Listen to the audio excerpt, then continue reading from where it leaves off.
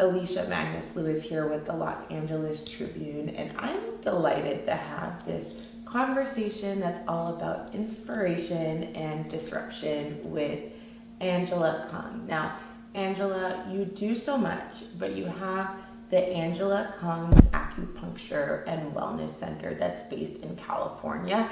How did you get to a point where you decided that you wanted to open your wellness center, and what is it fully focused on?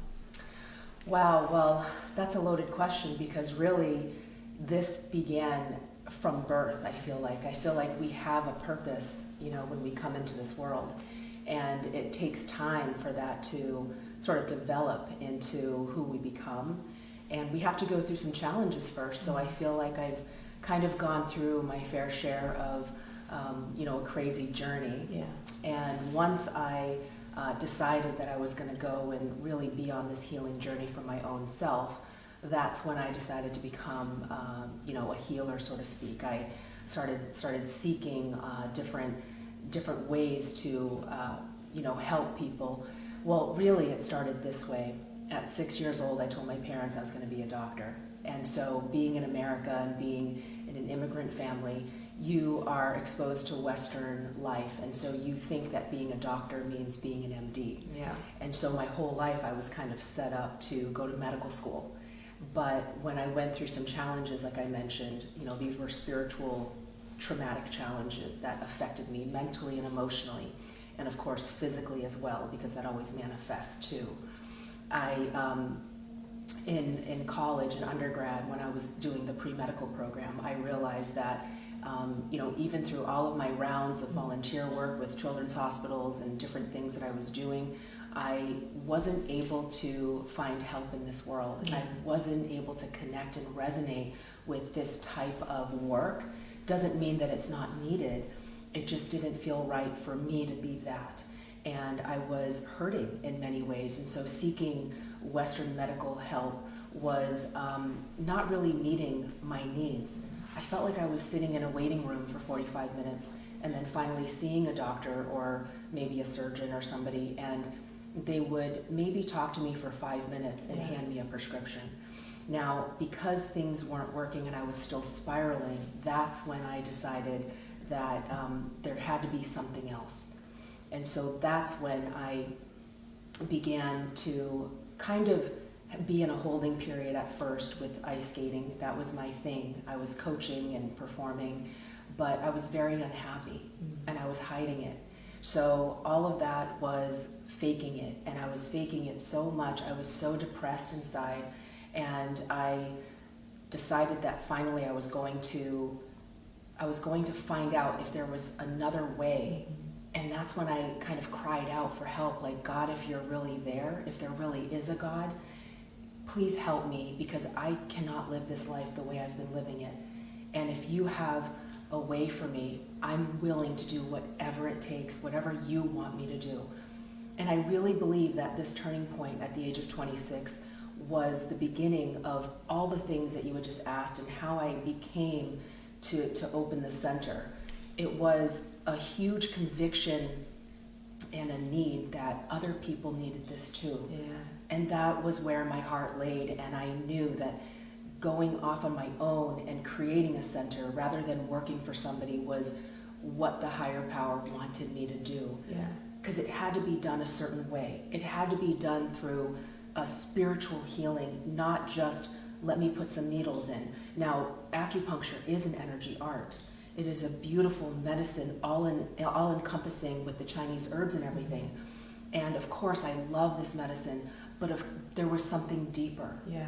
And so I continued to go in further and further, and the patients that I would see really helped me define what spirituality and why spiritual work is so important in healing. Yeah. So for you then, because that is such a beautiful kind of expression of your journey going within. For you, when you were asking the questions about what do I do next and how do I shift, how did you figure out what was that voice that you wanted to listen to and lean into and act on? And what was maybe the voice of the noise, people around you, what you thought you wanted for your life? How did you figure out how, because sometimes people struggle. They may say, okay, I'm not happy right now, this isn't working, but they're not sure where to go next or what voice to listen to know like what's my voice within and what's without. So how did you figure that out for yourself? That is such a great question. And when I look back at that time, I was hearing a lot of negative noise and a lot of distracting noise that was keeping me misaligned from seeing the truth of my life's purpose and path. And so during that time when I was really feeling distraught, it was, first of all, covered in shame. I was feeling afraid to expose that I wasn't feeling right, or that, certain things weren't going well in my life and I wasn't happy. And when I finally did mention that, in fact, to my mom, when I had already been suffering from suicidal thoughts for quite some time, she kind of pushed it down and said, in a way, her tone was like, how dare you? Because we had everything. We had, from an immigrant family coming to America, we had, everything that they could give us.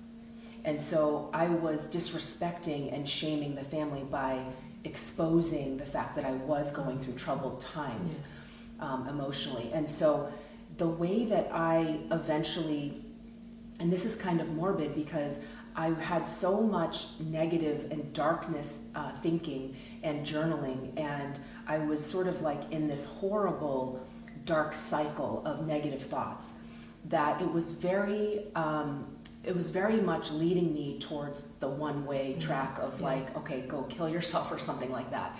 And so when I made a decision that I was not going to kill myself. In fact, maybe I will admit I was a little coward too. I was afraid to do that, but I didn't want to live. I didn't want to be here. So what I did was I just said a little prayer, and it wasn't, I don't even know if I would call it a prayer at that point because I wasn't really spiritual at that moment in that time, but I said, whatever I'm going to do next, I have to just find the next step of the ladder because I can't go down any further. It was like the rock bottom. So I started to sort of keep living, and it was hard. It was like muddy. It was like, going through quicksand, feeling like I'm still not able to catch that next break. But there was a moment where I began to read, and I began to see different things that exposed me to like something that would flicker a light in my soul. And I remember seeing a book that had a title of with intuition on the cover, and I thought to myself, intuition, I used to have something like that. Like it's been gone. I just realized that I have none of that. I feel like I'm in blackness. Like going cold completely. I used to be able to know who was going to be at the party tonight, or I used to be able to know, like, I would be chosen for something, and it was such a cool thing to have, not knowing it was special. Like it was something that I was tapping into or that I had as a gift. And so I began to follow, as I read this book, my intuition more. And that's what I want people to know, is that the minute you make a decision and you turn on that light bulb to tap into your deeper powers of intuition, that's where you can really connect to the spirit, to the lighter spirit. And I mean that because there's opposing forces here going on, right? So that's what I would say is find your intuition, trust yourself, and know that there is something else, and you can find the light. You have to make that decision that you're going to. And that goes along with everything that I teach still today. You have to make a decision that you want something, that you want to heal, that you want to think better thoughts, that you want a better life. That intentionality. Yes. And walking with that. So for you, you have your acupuncture and wellness center, and you're explorative. I'll say that you ask questions to really get to know someone, maybe not on the surface level, but really figure out what may be working in their life or what they may be experiences, and you bring that into the work that you do. Why is it important for you to really ask some of the questions that you ask when you work with people that you're working with? Because I consider myself a spiritual detective. And without that deep key and unlock sort of detective work, we're never going to get to the root, right? So when I see people, I can see their aura, their energy. I can see sort of where they're blocked and where they're hurting. And when they start to tell me maybe their physical ailments or their emotional ailments, I begin to ask questions that allow me to dig deeper. And one of my favorite things to do with a new patient is to really sit down for quite some time, whether we have an hour or 2 hours even, to really look at their entire life of traumas. I know this sounds like, oh my gosh, some people are like, I don't want to pull these cans out of the worms out of the can, you know, because it's too much. But what I do with them is I start to clear things out of their past that no longer is baggage that is emotionally charged. So trauma work is not about deleting a memory. It's about clearing the pain and the suffering and how you felt and reacted at that time that didn't leave your body. So the shock and trauma, or you know, the sadness or the deep grief the day your dad left you, or you know, all those things, even losing a loved one, all of those things have they sort of stay in the body. The memory in your body. Yes. Your body keeps score. So if patients are willing to go there, we can start really shifting their energy space, and they're like, oh my gosh, I feel lighter. Maybe they're ready to move on to find new love again. Maybe they can now like increase their joy with, you know, maybe move forward in their career. So people have blocks. I like to ask, what are your goals? And as their doctor or even coach, you know, if you would call it that, I love to talk about seeding the goals. What is the goal that we want to achieve? Because when I am seeing from a spiritual perspective what they can be and what their highest potential is, I start to speak it into them. And from that point on, in the very beginning, that's the same time that I'm doing the questioning, and then we do all the clearing. So when you say, you know, how is the questioning important? It is so important. And because I am very skilled at it through experience, your own experience, I know exactly what to ask and where to go. And through something called muscle testing, which a lot of people know about, I use that to guide me. So it's a spiritual guide for me too, as you know, oh, something is coming up when you were 3 years old. And they'll be like, yes, how did you know? That's when my parents broke up. Or something like this. So when I tap into the higher, into their spiritual energy, I am getting a lot of answers with the help of muscle testing. Wow, that's a phenomenal kind of holistic experience. So Angela, you have your acupuncture and wellness center, but more recently you went through an experience that was part of your own journey, and you were crowned Mrs. Asia USA. Can you talk about what really encouraged you to take that journey and walk into that experience, and share a little bit more about the platform that you shared about as you were going through that experience? Because I know it's very big on women and empowerment, but how did you get to that point, and why did you want to share your message in the way that you did? Well, the journey itself of going into a pageant was never on my radar. And I never thought, oh my gosh, I want to do a pageant, or I wish I did a pageant. It was more in response to, God, I am here for you. I am your worker bee. Tell me what you want me to do, and help me along the way to strengthen myself to be that person that can do the work for you. And so along the way, I am always rewarded and blessed with the healing that I need to be strengthened as I continue to do his work. So when I was last year in a place of a little lower confidence and self-esteem about my body and about like some of my anxieties that were coming up, because as you know, going through a healing journey, there are going to be triggers, right?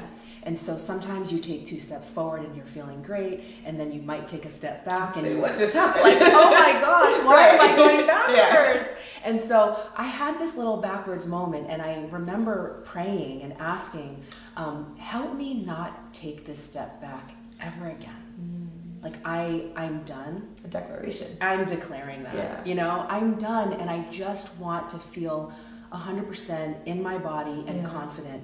And through some of the traumas that I had gone through, some of that being sexual trauma, there is dissociation. So you step outside of your body, you know, and you become disconnected and out of alignment. And so you lose your self-esteem, you lose your value and your confidence. And that's what I help a lot of women with as well. But I was here in this moment at this step of the ladder for me. And I said, you know, that prayer. And just a few days later, I meet someone who had won the crown a few years previously. And she stopped me and she said, oh my gosh, you're beautiful. You should run for Mrs. Asia USA. You could win if you work hard. And I thought, oh, well, I'm more of a doctor type. I'm not really a pageant person.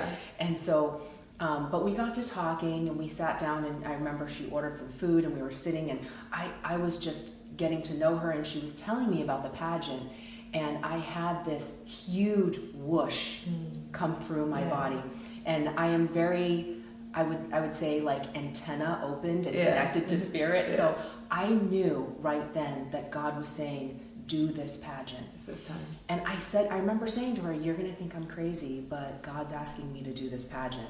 And so I knew it was for a purpose. I knew there was something that he was going to gift me in the process, which was the empowerment, which was everything that I was going to get out of it. I mean, earning the title and everything was huge for me, but it's more the platform it was going to give me for the next level of all the work that I had set out to do since I started to follow God. So coming into this title was really, I mean, it's still evolving into what's opening for me. I'm feeling doors opening that really may not have been there had I not jumped into this new self. I feel like when we have the courage to go to the next level, take that step, there is so much reward. So I challenge a lot of my patients and work with them to strengthen them, to get them to the next level. And I love being able to see that for them and then have them achieve it. In the same way that when I worked with my pageant coach, she could see me winning, she could see where I would be, and I was able to achieve it and manifest that. So I think the coaching and having someone support and elevate you in many different areas of your life is super important. For people to see that in you, but then also to know when it's your time, it's your time. Yes. Because you started maybe a little bit later in the process than some of the other women in the pageant, and you won. And now that you are the reigning Mrs. Asia USA, what is that message that you want people to be aware about that's from you and from your heart? So the message is never give up on yourself, even when you're at the lowest of the low, even when you don't think that you belong on this earth and that you have nothing to offer. Believe in yourself, have faith, and believe in the miracle that you are, because miracles can happen for you as much as they have happened for me. And that is my message, that from where I was in the darkness to where I am today, full of light, on a stage in front of people, you know, really receiving the unconditional love from above and enjoying my life and learning that I am able to live in love and joy.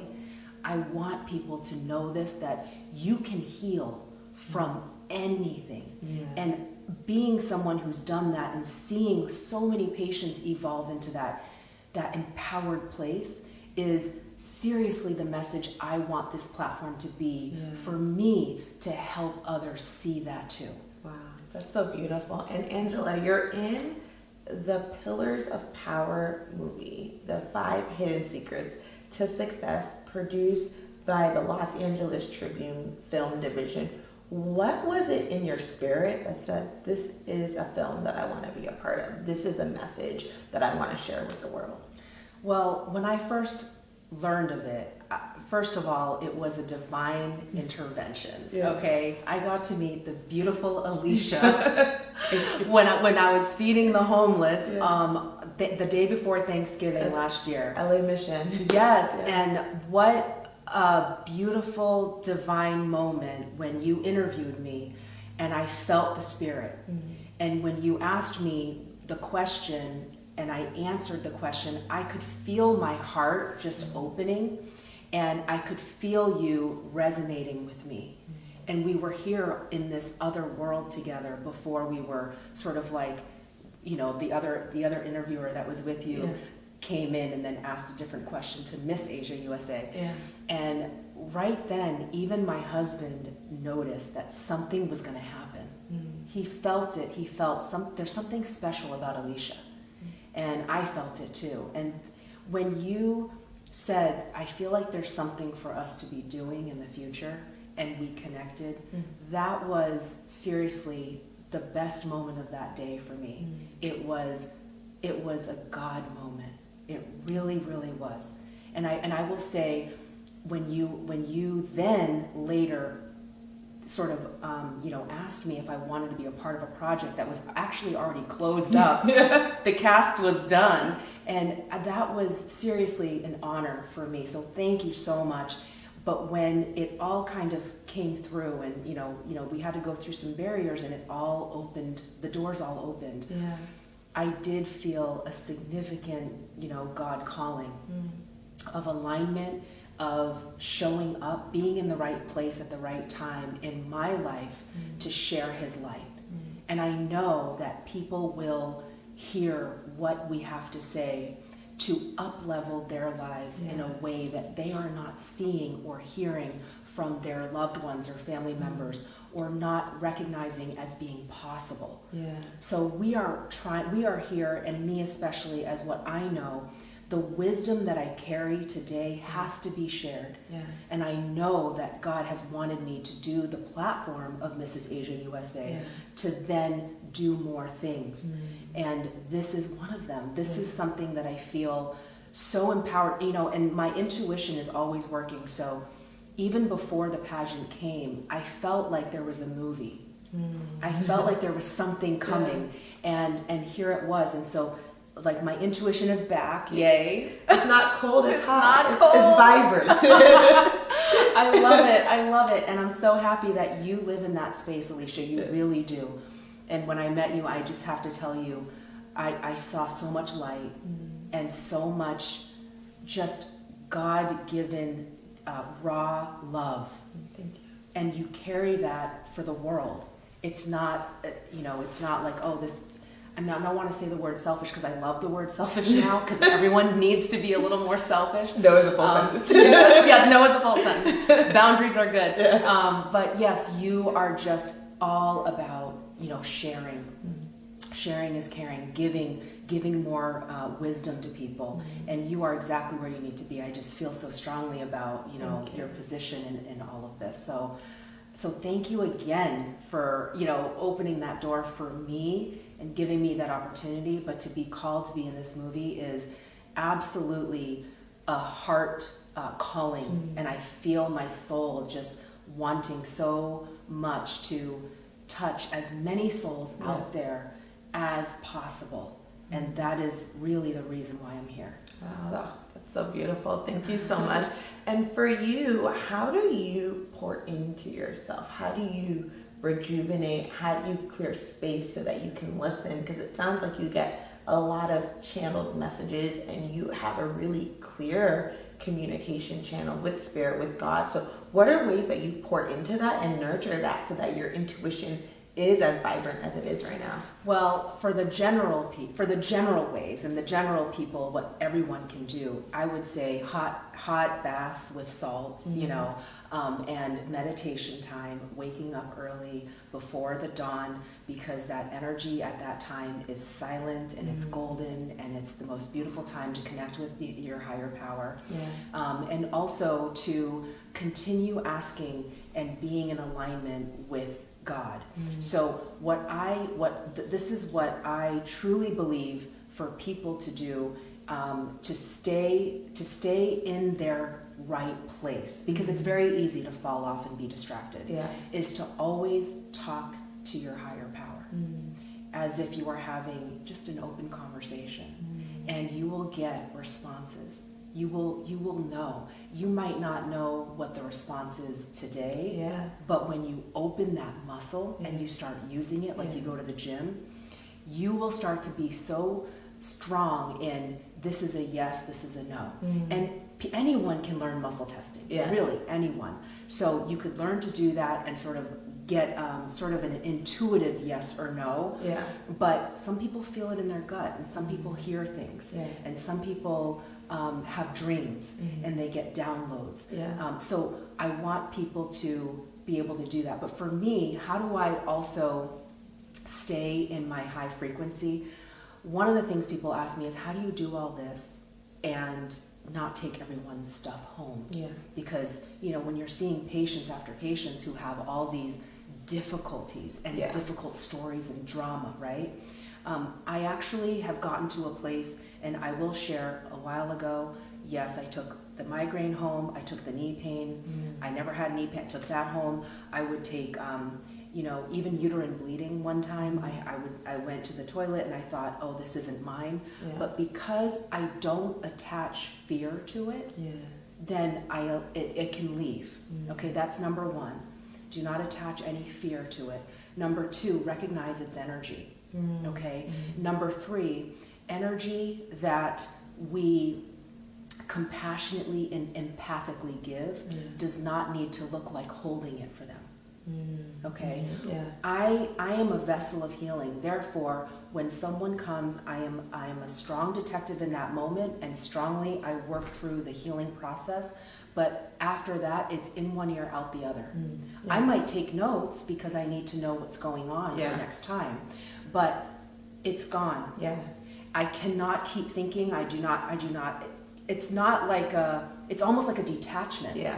You have to remain detached, because you're here on a mission. If you falter and you fall over, how can you help others? Right?